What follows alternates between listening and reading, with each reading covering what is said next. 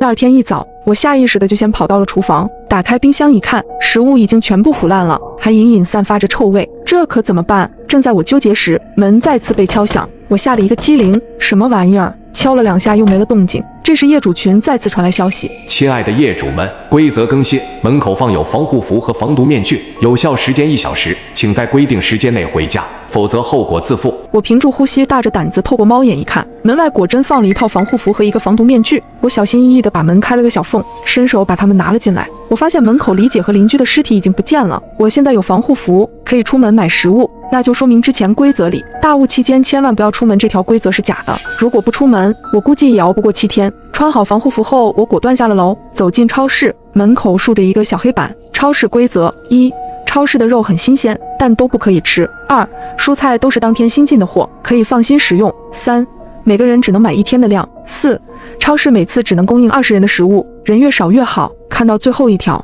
我顿时觉得毛骨悚然，这是让大家自相残杀呀！我看了看自己的小身板，感觉都不够别人塞牙缝的，更何况一栋楼起码有上百人，看着已经走进去了好些人。我麻溜地跟了进去，超市的门在我进去之后便自动关上了，而外面没来得及进来的人，只能眼巴巴地看着里面。防护服和防毒面具的使用时间是1小时。我转头先去拿一些要吃的东西。我是个无肉不欢的人，看着新鲜的肉忍不住咽了咽口水，但规则里提到超市的肉不能吃，于是我艰难挪开了目光，走向了旁边的零食区，拿了几桶泡面。看到超市有卖南瓜饼，我下意识拿了几袋，为了节约时间，不敢在超市逗留。买完东西就准备离开，刚走到收银台就看到上面贴着的规则：1，超市的后门是商品运输通道；2，任何人都有可能是贪吃鬼假扮的，贪吃鬼喜欢吃肉，如果遇到危险，可以把身边的人丢出去。我看向旁边站着的几人，他们在看完规则后，主动往后退了几步，相互之间保持了一些距离。我拿出手机把规则拍下来，等平安回去之后，再慢慢分析这其中的窍门。紧接着付完款，大家都默不作声地往后门走去。出了门，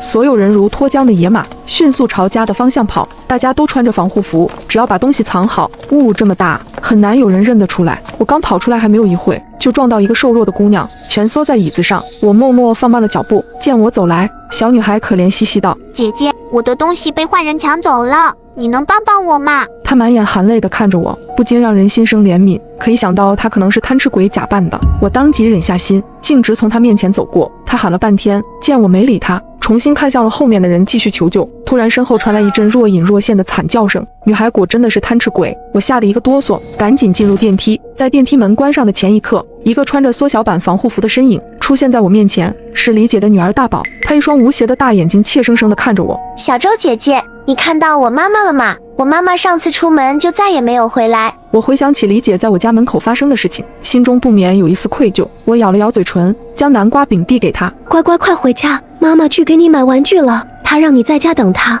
记住不要给任何人开门哦。那万一是妈妈敲门呢？大宝突然伸手拉住了我的衣袖，我吓得一个寒战，想到贪吃鬼有可能会伪装成任何人，猛地将胳膊抽了出来。妈妈有钥匙，会自己开门的。大宝乖，先回家，别让妈妈担心。此时电梯门刚好打开，宝宝似乎没有看出我的防备，对我说了声谢谢后跑开了。我长舒了一口气，不知道把自己的食物分享给大宝会不会违反哪条规则。群里再次发来消息：亲爱的业主们，规则更新，家里也不一定安全，请提高警惕，因为贪吃鬼会假扮成你的亲人，但他们害怕一切可以反光的东西。看着这条规则，我一脸莫名其妙，这和家里是安全的这条规则相矛盾，到底哪一条规则是真的，哪一条又是假的？我忧心忡忡地打开房门，一张熟悉又陌生的脸映入我的眼帘，我的心跳如同擂鼓一般砰砰直跳。